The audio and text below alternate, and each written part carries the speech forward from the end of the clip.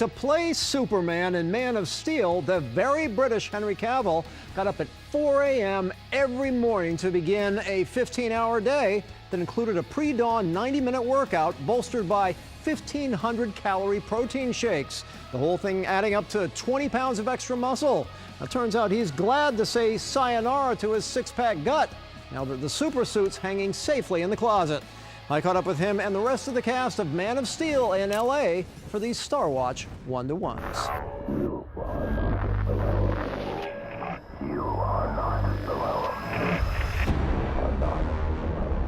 Let's first meet the bad guy.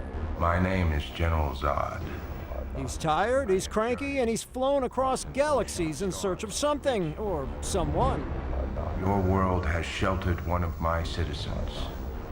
He will look like you, but he is not one of you. Kentuckian Michael Shannon's not the first guy to drive Zod around the block. Back in '78, in Christopher Reeve's Superman, he was played by Terrence Stamp.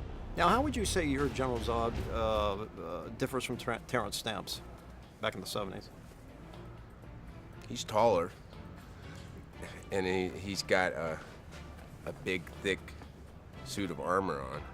The General Zod I do in this movie is a general. He's not a villain. He's not a nasty guy just for the sake of being nasty. He's just trying to do his job. You know, his job is to protect Krypton, and he's trying to save his civilization.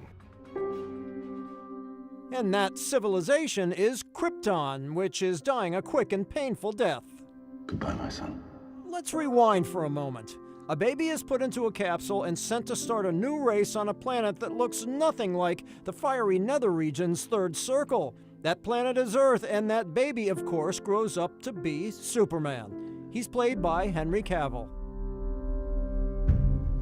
You've got to feel the weight of the world on your shoulders right now. I don't choose to. I mean, yes, it's there, it's present, it's very important. It was very important during the creation of my interpretation of the character and the making of the movie, but it's not important, because if I make that important, then I've lost sight of what really is important, and that's just telling the story. And here we are on the Warner Brothers lot, right next to the famed suit, the Superman suit, the Man of Steel suit. I don't want you guys to even think about me wearing this thing, but Henry Cavill, he put on 20 pounds of muscle and a major six-pack. Look at this. The dents are still even there. Now, I read about your training regimen, and this is the point at which you walk out on with no shirt and you're out on the screen for the first time. You are absolutely huge. I was definitely a large chap at the time, yeah. Yeah.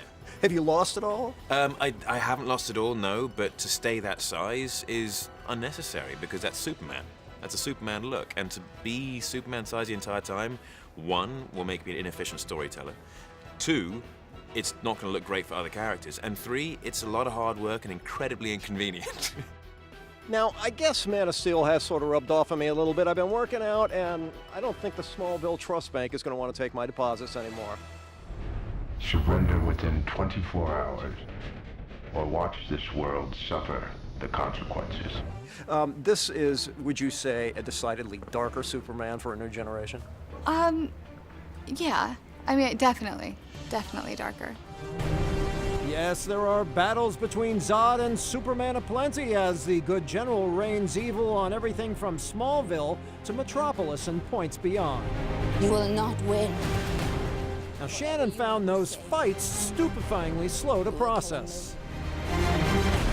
Like, you'll spend a few hours shooting a punch, and you spend a few more hours shooting the left. And then the next day, okay, today we're doing the kick. Like, all right. You're the answer, son.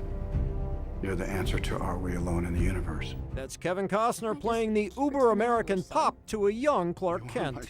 Having grown up in this country, I don't know what Man of Steel or the Superman persona, how it's perceived outside of the country. Is it sort of a uniquely American thing? I don't know. You know, I was not one ever to, I never kind of, I guess I played Superman a few times, and then, you land with a thud. So you try to be a different superhero, you know what I mean? It's just like you think you can fly, and then you can't. You go, well, shoot. I guess it must be just that guy that can do that. What's the S stand for? It's not an S. On my world, it means hope. And in this case, it's hope that the Zack Snyder directed, Christopher Nolan penned Man of Steel adds up to box office gold.